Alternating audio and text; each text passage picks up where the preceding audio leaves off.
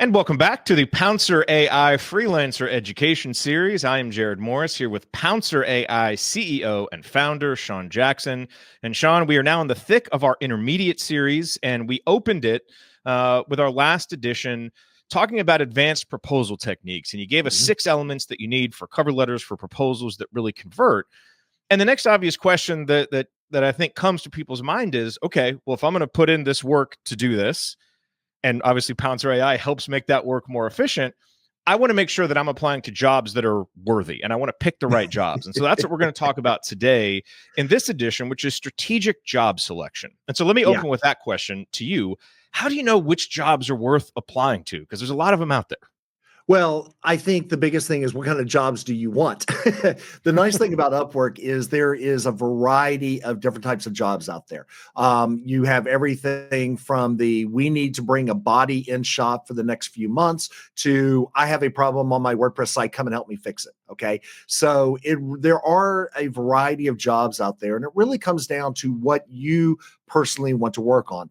And that varies, right? So the perfect job is really based on what is it that you're looking for. Some people that are that I know that are freelancers, they want like 3 or 4 ongoing clients. Others are like, no, I just want to do short-term project work and it's to find out. So I think the perfect job exists depending on what you are looking for. But there are ways to start to categorize these things. There are ways to put this information together so that you can kind of understand the 4 types of jobs that are out there.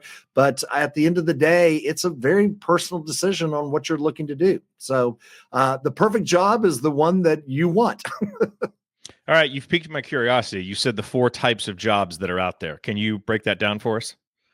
Yes, absolutely. And I'm going to go ahead and we'll switch over to, this is a graphic from our free online course, 21 Days to Upwork Success. That's available at our community site. And this is just one of about 10, 15 slides that I put together for that one module inside of this master course. And what I was alluding to in this is that there are really type of 4 jobs. Regardless if they're very of what you're looking for, there's kind of 4 job categories out there. So we're going to look at this grid. Don't worry, I know it seems confusing. I'll walk you through it. On the bottom of this matrix are small jobs. What would be a small job? A small job would be fix my WordPress site or help me write a email newsletter. Those tend to be very small, very compartmentalized. In other words, you do the activity, you get paid for the activity. Large jobs are jobs that we tended to like as freelancers, which is build me a mobile app, build me a website, come up with a marketing campaign for me. Those tend to be larger jobs just because there's a lot more complexity to getting them done. So you have small jobs and you have large jobs, right? Now, inside of this, we have 2 types of job descriptions on Upwork. We have very specific information and we have very vague information. So let's use the analogy. I have my WordPress site is having problem with Elementor Pro. Here's exactly what is happening. I need someone to fix it. That's a small, specific job over here. Now, my WordPress site is not loading and I have no idea why. That's a very vague job. Yeah. You have no idea. So while the fix and the activity may be very small, the amount of detail inside of that job will vary. Now, a large job, right, is one where, and I'll use ones that we bid on, where I have a mobile app that I need developed. Here are very specific things that have to be in here. In other words, the job descriptions are very long and very large. Those are very specific things that they want done. The other one is I need a mobile app that's kind of like TikTok. You're like, well, yeah. Okay. What do you mean by that? Now, the reason I have these broken into metrics is because there is a risk reward that a freelancer needs to be aware of. So we're going to start here in the left-hand side where small specific jobs. In general, small specific jobs are, because they're so well defined and they're small, you're not going to make a lot from them. Okay. There are some there are some instances where you will, but the amount of money you make tends to be very low. You know, come and fix this thing. Here's exactly what's the problem is. You get in there, you spend an hour or two, you call it a day. The beauty is the risk, which is this little orange triangle right here. The risk is also very low, right?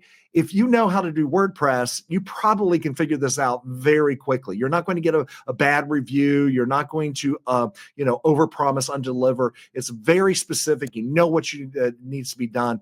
The downside is you're just not going to make a lot of money from doing those. Now, those small amounts can add up over time, but it's not like you're charging, $50,000 per se. A vague job that is small is the worst. The worst. Yeah. That's why I put it in red. It is, I don't know what's happening with my WordPress site, but I need someone to fix this one thing. And you're like, okay, they look at the problem as a very small problem, hence they're only going to pay very little, but your risk is huge, right? Because you have no clarity. You don't know all the details. And worse, they're probably not going to pay you to figure out actually all the details that needed to clarify and be more specific. These are the jobs to avoid at all costs, in my opinion. Because they are vague, they are very small. You have clients that just don't know what the problem is. And because they don't know, they may minimize the amount that you can make from it. Does that make sense so far?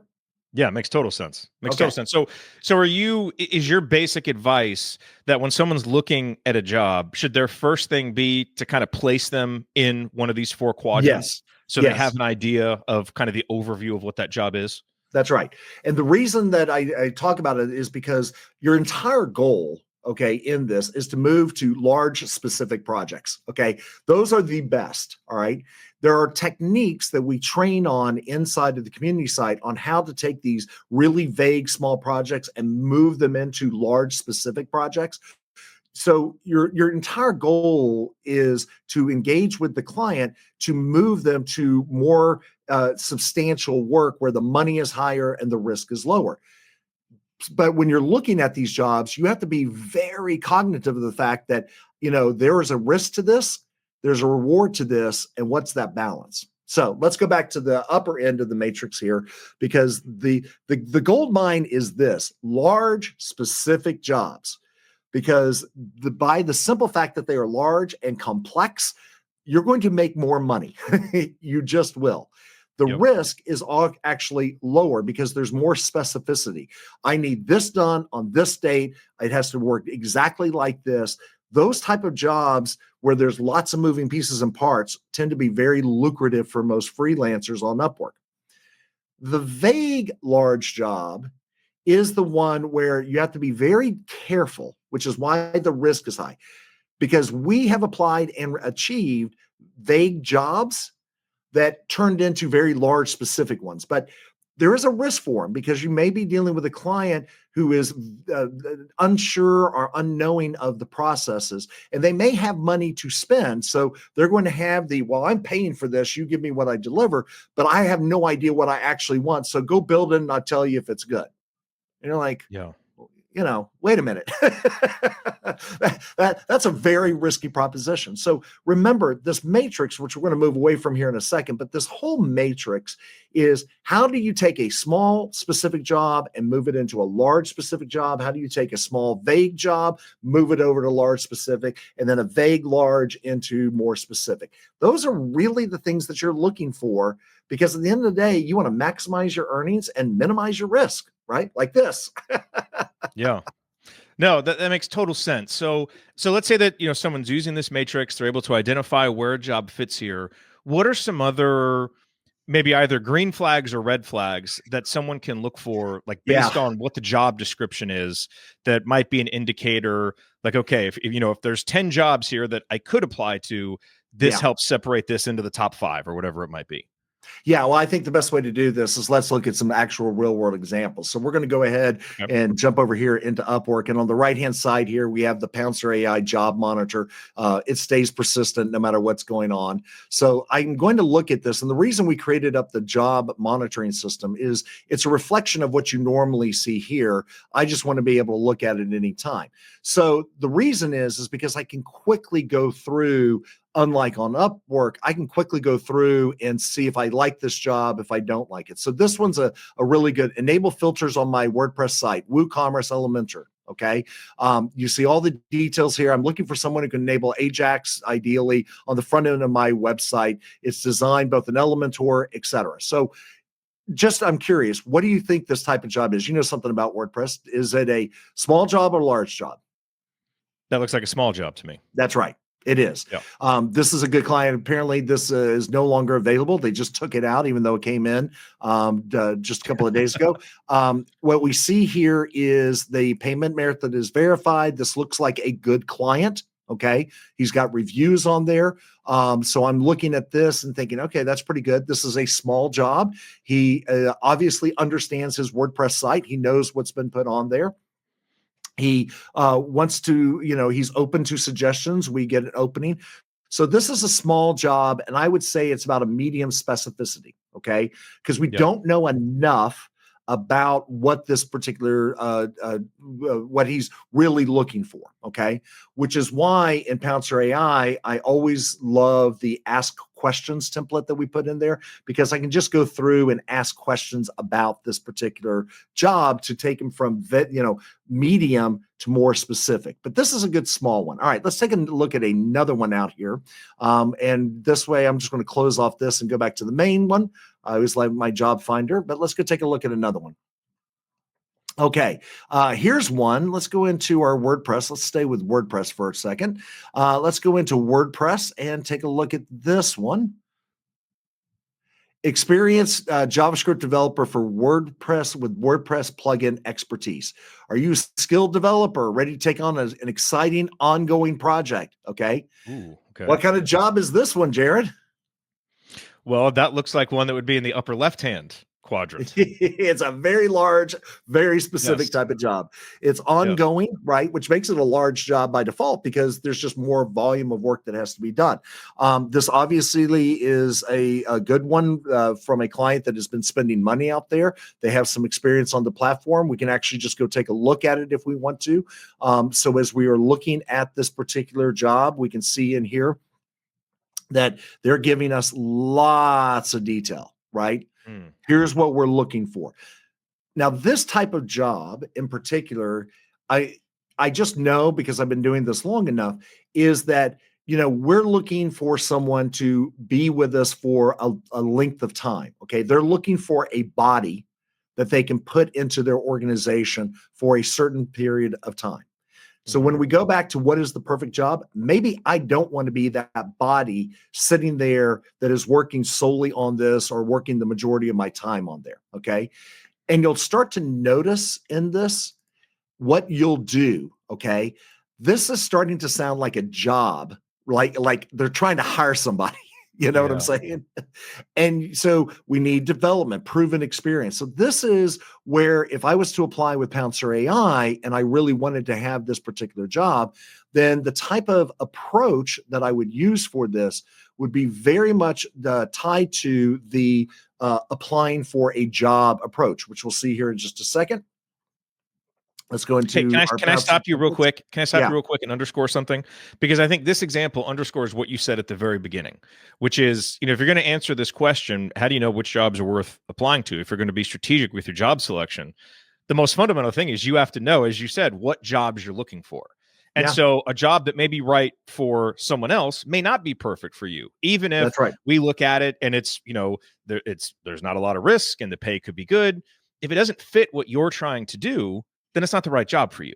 And so that part of it is really important. Is the first step is you have to know what you're looking for. Exactly right. And that's why when we designed Pouncer, we put in the PouncerAI templates, and then we had apply for a part-time, full-time job, because there are people on Upwork looking for that type of work. Okay. Which is very different than someone like us, where we want big, large projects. Okay. That's why I always use ask questions, because I don't care how much detail you give me, you haven't given me enough. And I want more and more because I can engage with you versus, hey, I'd like to apply for this job. This sounds like a position. I know this stuff. So I think when we start to look at the elements of what is the perfect job, you're 100% right. What is it that you want? And make sure that when you are applying to them, you're using the right approach for that type of information. Okay. So at the end of the day, this is how I look generally at jobs. Is it large? Is it small? Is it something I want to do because I want full-time gigs, or I want small little defined projects? That's why it comes up and really defines what you're looking for. Now, let's go back into this, because one of the things that you really have to master, and we talk a lot about this in the free training courses that we do, is really understanding this job search system. And we've talked about this before, but if you don't want a full-time job, okay, this is where the advanced search, where you really want to put in things like join our team, okay? This, by saying, I don't want to see any job where it says join our team, because I don't want to go work for someone. I'm a freelancer, right? This is where those searches and the advanced search capabilities really matter, because you'll start to notice that there are certain words used over and over and over again. Join our team. Maybe I don't want an ongoing project. Those are where your advanced search, and most important, what you don't want. Because if you're going to apply to things, you're going to get in WordPress, let's say, there's a lot of jobs available for WordPress on Upwork, but not everyone is right for you. And they're going to have certain triggering words that you go like, that's just not right. So it's not just WordPress I'm looking for. I'm looking for things that don't include certain things. The other thing that I always look at, if you're, when you're looking at this, and we covered a lot of this earlier, is, project length. These are also good indicators, but you got to be careful, because clients don't know how long it will take something, right? So when you are refining this down, hours per week, okay, that's another one, because again, if they're indicating that they want more than 30 hours a week, that's someone looking to hire a body. Versus less than 30 hours a week, that's just somebody who's looking for, a project work. But, the challenge with these is that you're going to miss a lot of opportunities. But if you're looking for more full-time / part-time employment, you're probably going to look at these, pretty aggressively. Yeah. So, there are a lot of ways to go deeper with this topic, right? How to research and assess a client's history. And we're going to talk about that in future lessons. So for anybody who's thinking about that, put a pin in it. We will address that. The last question that I want to ask you in this particular lesson, Sean, is how you assess competition. For example, for a particular job, you might think, oh, there's not going to be as much competition on this one, so let me go for this, or this one might be, really highly sought after. Is it kind of fair to say at this point, with so many people on Upwork and so many freelancers, that every job is going to have a pretty fair level of competition Yes. from qualified people? And so, Yeah. I If you mean, take notice that. How do what you I'm view doing, that? yeah, I think that's a great question. And which is why we have in our training programs, we go into detail about this. But at the end of the day, there are a couple of things that, depending on what you want and depending on what stage you are on Upwork, things that I don't care about when you've had some time on platform, I don't care about client reviews. Unless they're negative, right? Yeah, I don't want bad people to work with, but if you have no reviews, could care less, right? But if I'm starting out, I only want to work with 5-star reviewed people, right? So your stage where you are. When I think of competition, the number of proposals, okay, that have been submitted in, let's just do some really basic math. There are almost 18 million freelancers on Upwork. At any moment in time, what percentage of those are chasing after jobs? Because trust me, a percentage of them will be there. They are going to see a job. They are going to immediately apply for it. It's not a bot. It's literally just pure size of numbers. Okay. So when I think about competition, I do think that there is an advantage to being first within the first 24 hours. Okay. Because serious clients will get within, I would say 10 minutes, they're going to get 15 to 20 proposals within 10 minutes easily. Wow. Okay. For a really good job. Okay. For lucrative jobs, they will get close to 100. Okay. 100, 120. So your timing matters a little bit when you get those jobs in, but I don't think you have to kill yourself. I do think that there is value to being first, and I think there's value to sometimes being last, meaning that, remember, the client has to come in and there's a new job that comes up. I mean, a new application, a new proposal. They're going to get a notice. there's someone new applying for it. So if we look at this as kind of a big U, a lot of people coming in, clients, oh, wow, I got 10 proposals in 10 minutes. This is amazing. Then a couple of days later, oh, who are these new people in? Maybe there's somebody really good over here. Okay. Yeah. If you're stuck in the middle, then yeah, take a shot for it.